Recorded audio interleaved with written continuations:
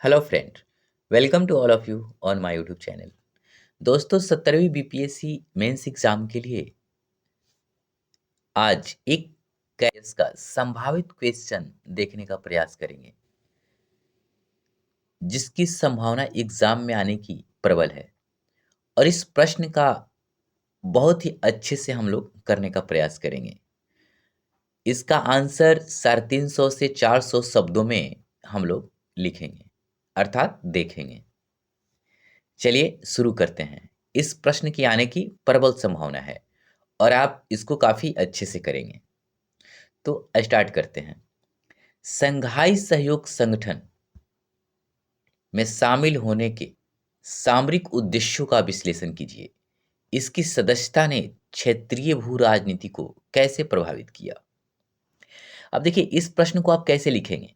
सबसे पहले भूमिका लिखेंगे, बॉडी पार्ट लिखेंगे, उसके बाद निष्कर्ष देंगे। तो क्या संघाई सहयोग संगठन क्या है ये बता देंगे।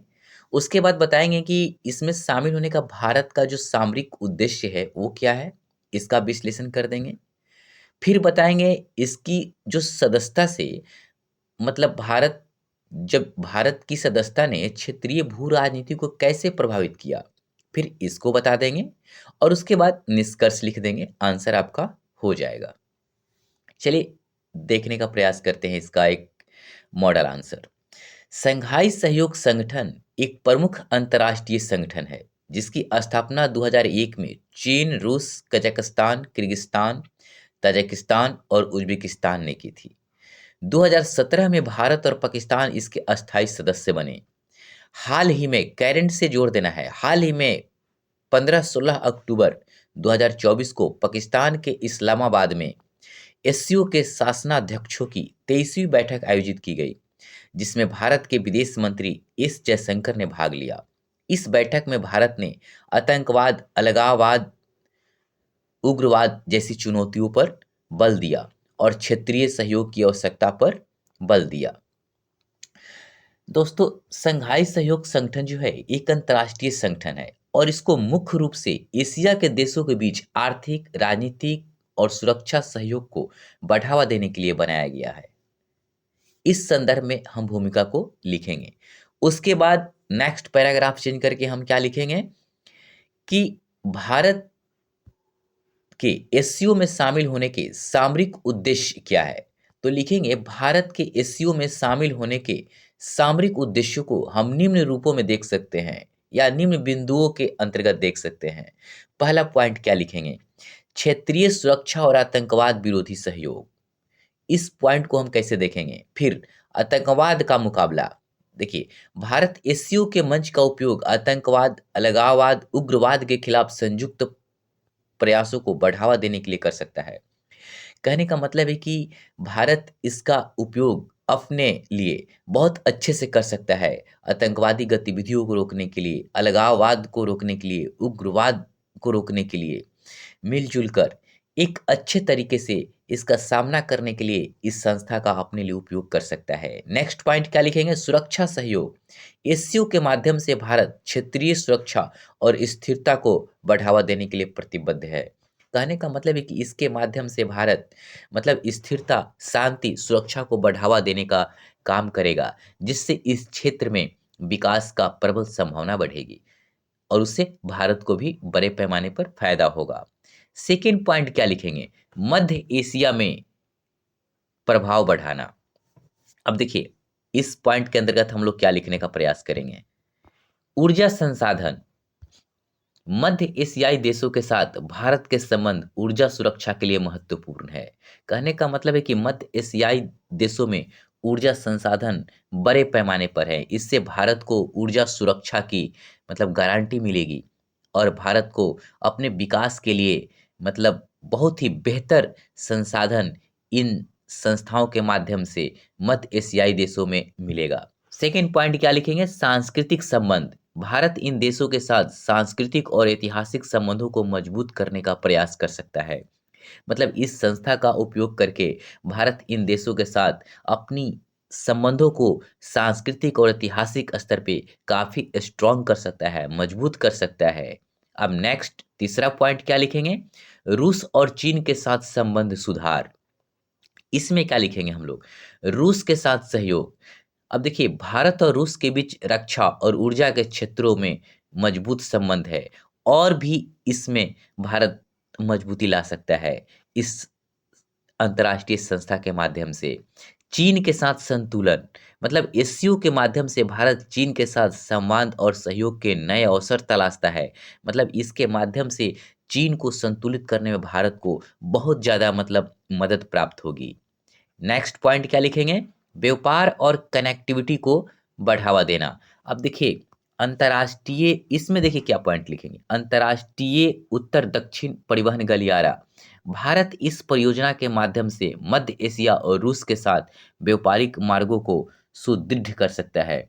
दोस्तों, भारत इस संस्था का फायदा अपने लिए उपयोग कर सकता है। अब आप कहेंगे कि ये जो गलियारा है, ये गलियारा क्या है?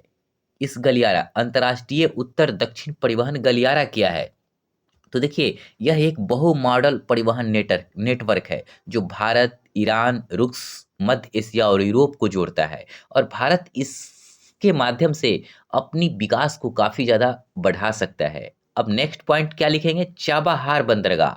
अब देखिए चाबहार बंदरगाह ईरान में है, भारत ने इसको बनाया था। ईरान में स्थित इस बंदरगाह के विकास से भारत की मध्य एशिया तक पहुंच में वृद्धि होगी। अब इसके और इसका प्रयोग भारत अपने विकास के लिए कर सकता है। अब देखिए नेक्स्ट पॉइंट क्या लिखेंगे? फिफ्थ में बहुपक्षीय कूटनीति को मजबूत करना। इसमें क्या लिखेंगे? वैश्विक मंच पर उपस्थिति। अब देखिए एससीओ में सक्रिय भागीदारी से भारत की अंतर्राष्ट्रीय मंचों पर स्थिति मजबूत होगी। देखिए भारत इस अंतर्राष्ट्रीय संस्था के माध्यम से अपनी स्थिति को मजबूत कर सकता है और विश्व में जब अपनी स्थिति को मजबूत करके भारत अपनी विकास की गतिविधियों को काफ़ी ज़्यादा स्ट्रॉन्ग कर सकता है, बढ़ा सकता है और देश की अर्थव्यवस्था को काफ़ी मजबूत बना सकता है। नेक्स्ट, साझा चुनौतियों का समाधान। अब देखिए भारत इस संस्था के माध्यम से, एससीओ के माध्यम से क्षेत्रीय और वैश्विक चुनौतियों का संयुक्त समाधान खोजने में सहयोग कर सकता है या करता है। अब देखिए अकेले किसी भी समस्या का या कोई भी वैश्विक चुनौती का सामना करना बहुत ही कठिन होता है, लेकिन जब एक सहयोग से, एक गुट में आकर जब किसी समस्या या वैश्विक चुनौतियों का जब समाधान करेंगे, तो काफ़ी ज़्यादा आसानी होती है और उसके माध्यम से फिर अपनी विकास को काफ़ी ज़्यादा बढ़ावा दिया जा सकता है। अब देखिए नेक्स्ट, जब हम इसका उद्देश्य को बता दिए, कहने का मतलब है कि आप जब इसमें शामिल होने के सामरिक उद्देश्य को जब दर्शा दिए, तो उसके बाद अब दर्शाएँगे कि यह संस्था क्षेत्रीय भू राजनीति को कैसे प्रभावित करता है? तो आप लिखेंगे इस प्रकार से यह संस्था क्षेत्रीय भू राजनीति को निम्न तरीके से प्रभावित करता है। अब देखिए कैसे? पहला पॉइंट क्या देंगे? भारत और चीन संबंधों पर असर। देखिए सहयोग और प्रतिस्पर्धा। देखिए एससीओ के मंच पर दोनों देशों के बीच सहयोग के अवसर बढ़े हैं, हालांकि सीमा विवाद जैसी चुनौतियां बनी हुई है। आप देखिएगा कि इस संस्था के माध्यम से दोनों देश आपसी सहयोग कर सकते हैं, जिससे जो सीमा जैसी विवाद जैसी चुनौतियां बनी हुई है उसको कम किया जा सकता है और यह सिर्फ एक देश के लिए नहीं बल्कि इन दोनों देशों के लिए फायदा होगा। और दोनों देशों के बीच जब सीमा विवाद सुलझेगा तो सिर्फ इन दोनों देश के लिए नहीं बल्कि विश्व के लिए भी यह एक अच्छा संदेश जाएगा। नेक्स्ट पॉइंट क्या लिखेंगे? पाकिस्तान के साथ संतुलन। अब देखिए इसमें क्या आप लिखेंगे? वार्ता का माध्यम। अब देखिए इस संस्था का सदस्य पाकिस्तान भी है, तो एससीओ के माध्यम से भारत और पाकिस्तान के बीच संवाद के नए रास्ते खुलेंगे। मतलब बात विमर्श होगा, संवाद होगा, एक दूसरे से बात करेंगे तो इससे क्या है कि जो विवाद है वह कम होगा और जब विवाद कम होगा तो कभी भी शांति का मार्ग ही विकास की मार्ग को बढ़ावा देता है, विकास को बढ़ावा देता है। तो इसके लिए संवाद बेहद ज़रूरी है और इस संस्था के माध्यम से भारत और पाकिस्तान आपस में बातचीत कर अपनी समस्याओं को सुलझा सकते हैं। तीसरा पॉइंट आप क्या लिखेंगे? रूस और मध्य एशियाई देशों के साथ व्यापारिक सहयोग। अब देखिए इसमें क्या आप लिखेंगे? व्यापार में वृद्धि। अब देखिए एससीओ के माध्यम से भारत इन देशों के साथ व्यापारिक संबंधों को मजबूत कर सकता है। देखिए जितने भी इस देश इस संस्था के अंदर मेंबर हैं, जब आप इसका मेंबर बनेंगे तो ऑटोमेटिक इन देशों के बीच आपकी व्यापारिक गतिविधियां मजबूत होगी और जब व्यापारिक गतिविधियां मजबूत होगी तो आप आर्थिक रूप से मजबूत बनेंगे, तो भारत को भी आर्थिक रूप से काफ़ी ज़्यादा सशक्त होने में इसका फ़ायदा मिलेगा। अब देखिए नेक्स्ट पॉइंट क्या लिखेंगे, अमेरिकी प्रभाव को संतुलित करना। अब देखिए इसमें स्वतंत्र विदेश नीति, भारत वैसे भी स्वतंत्र विदेश नीति को अपनाता है, मतलब संप्रभु नीतियों को काफ़ी ज़्यादा मानता है और हम लोग किसी की दबाव में आकर अपनी निर्णय को नहीं करते हैं, बल्कि हम खुद देखते हैं कि हमारे लिए क्या फ़ायदा है, क्या नुकसान है, उस दृष्टिकोण से हम अपनी नीतियों का क्रियान्वयन करते हैं। तो स्वतंत्र विदेश नीति, एससीओ में भागीदारी से भारत अपनी स्वतंत्र विदेश नीति को बनाए रखते हुए वैश्विक संतुलन स्थापित करता है। दोस्तों एक चीज़ को याद रखिएगा, कम-कम पॉइंट में आंसर देना है, ज़्यादा इसकी व्याख्या नहीं करना है, नहीं तो आपका आंसर है ना वो 350 से 400 शब्दों से ज़्यादा हो जाएगा, मतलब 3 से 4 पेज ज़्यादा किसी भी हाल में नहीं लिखना है। तो शॉर्ट-शॉर्ट पॉइंट में लिखेंगे और कम-कम बातों को लिखेंगे, इम्पोर्टेंट, तब आपका आंसर एक अच्छा आंसर होगा। अब इतना लिखने के बाद आप इसका निष्कर्ष बता देंगे, तो आंसर आपका पूरा हो जाएगा। अब तो निष्कर्ष में आप क्या बताएँगे कि इस प्रकार से एससीओ में भारत की सदस्यता उसके सामरिक, आर्थिक और सुरक्षा हितों के लिए अत्यंत महत्वपूर्ण है।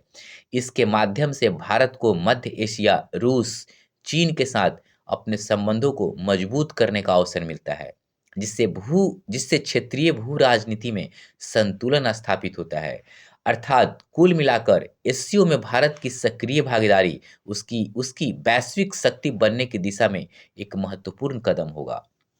कहने का मतलब है कि आप जब इन संस्थाओं में जब भाग लेंगे, इसमें जब सहयोग बढ़ाएँगे, तो अंतर्राष्ट्रीय व्यापार, ऊर्जा सुरक्षा और रणनीतिक प्रभाव बढ़ाने में काफ़ी ज़्यादा भारत को मदद मिलेगा और भारत इन संगठनों के माध्यम से मध्य एशिया और यूरेशिया में अपनी पकड़ को मजबूत कर सकता है और यह पकड़ जब मजबूत होगा, तो भारत अपनी विकास को काफ़ी अपर लेवल तक ले जा सकता है और अपने को विश्व शक्ति बनाने में, अर्थात भारत का विश्व शक्ति बनने में, मतलब इससे काफ़ी ज़्यादा मतलब योगदान प्राप्त होगा और भारत इसका उपयोग अपने लिए काफ़ी अच्छे से कर सकता है। दोस्तों, इतना जब आप निष्कर्ष को बता देंगे, तो आंसर एक बहुत ही अच्छा आंसर आपका हो जाएगा और इस चीज़ को हमेशा मैं बताता हूँ कि 3 से 4 पेज से ज़्यादा आंसर नहीं लिखना है और बातों को ज़्यादा मतलब बढ़ा के नहीं लिखना है। जितना आप कम लिखेंगे, उतना ही आपके लिए अच्छा होगा क्योंकि आपका क्वेश्चन नहीं छूटेगा, क्योंकि क्वेश्चन छूट जाएँगे, तो फिर आपको बहुत ज़्यादा नंबर का नुकसान होगा। इसीलिए आप आंसर को 3 से 4 पेज ही लिखने का प्रयास करेंगे। तो दोस्तों, नेक्स्ट वीडियो में हम लोग एक अलग संभावित क्वेश्चंस करंट का लेकर आएँगे और उसका मॉडल आंसर भी हम लोग अच्छे से करेंगे। तो दोस्तों, वीडियो यदि आप देख लिए होंगे तो इसको सब्सक्राइब भी कर लीजिएगा और हमारी वीडियो देखने के लिए आपको बहुत-बहुत धन्यवाद।